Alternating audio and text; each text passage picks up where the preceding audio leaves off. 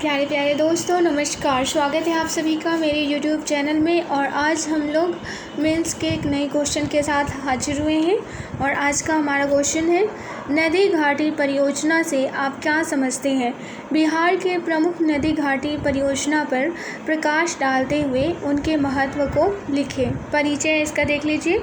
नदी घाटी परियोजना का अर्थ नदियों के घाटियों पर बड़े बड़े बांध बनाकर ऊर्जा, सिंचाई, पर्यटन स्थलों के रूप में उपयोग करना है। इसमें एक ही साथ बहुत से उद्देश्यों की प्राप्ति होती है, इसीलिए इसे बहुउद्देशीय परियोजना कहते हैं।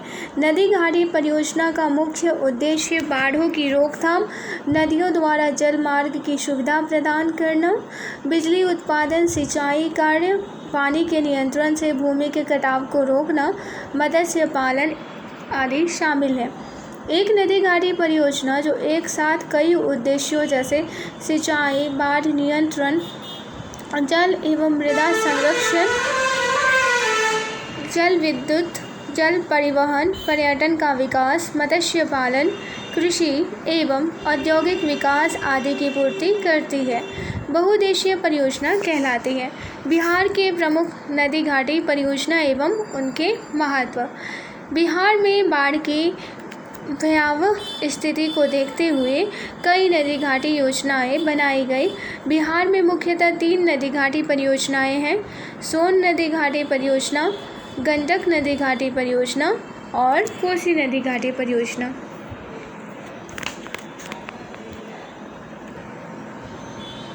इसके अतिरिक्त कुछ अन्य योजनाएं हैं, जैसे कि दुर्गावती जलाशय परियोजना, ऊपरी क्यूल जलाशय परियोजना, बागमती परियोजना, बरनार जलाशय परियोजना। सोन नदी घाटी परियोजना बिहार में पहली आधुनिक नदी घाटी परियोजना है। सिंचाई के दृष्टिकोण से अंग्रेजों ने इसे 1874 में इसे निर्मित किया था। यह परियोजना रोहतास जिले के टेहरी में किया गया है। इससे पूर्वी सोन नहर व पश्चिमी सोन नहर का निर्माण किया गया है। पूर्वी सोन नहर यह 130 किलोमीटर लंबी है, जो पटना के पास गंगा में जाकर मिलती है। इससे औरंगाबाद, अरवल, जहानाबाद, पटना, गया आदि जिलों की लगभग 2.5 लाख हेक्टेयर भूमि पर सिंचाई होती है। पश्चिमी सोन नहर यह सोन नदी के दक्षिण की ओर से निकाली गई है। यह नहर पुनः 3 उप शाखाओं में विभाजित है। पहली शाखा आरा तक गई है, जो भोजपुर जिले को सिंचित करती है। इसी नहर पर रोहतास के डेहरी, ढोलाबाग, नासरीगंज में 3 विद्युत उत्पादन परियोजना बनाया गया है। दूसरी शाखा बक्सर जिले को सिंचित करती है। तीसरी शाखा चौसा डमराव है। ये तीनों नहर भोजपुर, बक्सर, रोहतास के लगभग 3 लाख हेक्टेयर भूमि पर सिंचाई करता है। सोन नदी घाटी योजना में 1968 में डिहरी से 10 किलोमीटर उत्तर दिशा में इंद्रपुरी नामक जगह पर बांध बनाकर बैराज का निर्माण किया गया है। सोन नदी पर औरंगाबाद जिले के नवीनगर एवं वाहन में एनटीपीसी के बहुत बड़े पावर प्रोजेक्ट लगाए गए हैं। यहाँ पर लगभग 500 मेगावाट विद्युत उत्पादन करने की योजना है। नंबर 2 में देख लेते हैं गंडक नदी घाटी योजना। गंडक नदी अपनी 7 सहायक नदियों के साथ मध्य हिमालय पर्वत में नेपाल की उत्तरी सीमा और तिब्बत में विस्तृत हिमालय की अन्नपूर्णा पहाड़ियों के समीप, भागलकोट और कुलांग के समीप से निकलती है। यह नदी पटना के सामने तथा उत्तर बिहार के हाजीपुर और सोनपुर के मध्य बहती हुई वैशाली तथा सारण जिलों की सीमा बनाती हुई गंगा में मिल जाती है। बिहार में इसकी लंबाई 260 किलोमीटर है। इस परियोजना के तहत नेपाल की सीमा में भैंसालोटन वाल्मीकि नगर पर नदी के आर पार 743 मीटर अवरोधक बांध बनाकर एक विशाल जलाशय बनाया गया है, जिसका फैलाव नेपाल तक है। इससे 2 प्रमुख नहरें निकाली गई हैं।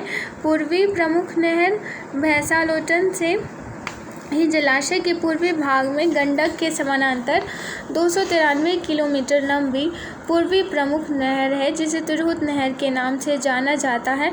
इस नहर में पश्चिमी चंपारण, मुजफ्फरपुर, वैशाली एवं समस्तीपुर जिलों के लगभग 7 लाख हेक्टेयर भूमि की सिंचाई होती है।